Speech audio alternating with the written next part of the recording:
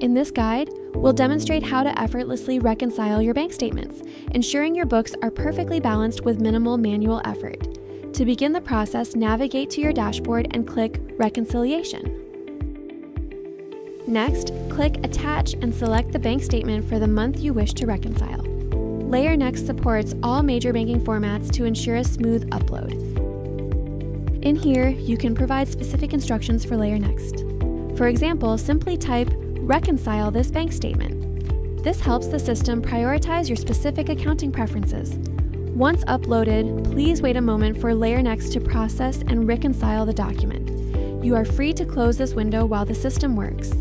LayerNext will notify you as soon as the reconciliation is complete. On occasion, the LayerNext AI may ask follow-up questions if extra clarification is needed.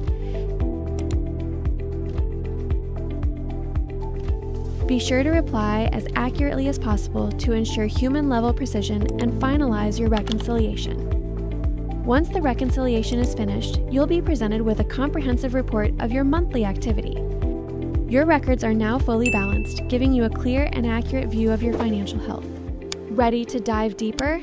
Check out our next tutorials on multi-entity bookkeeping, mastering your CFO dashboard, and generating reports with natural language.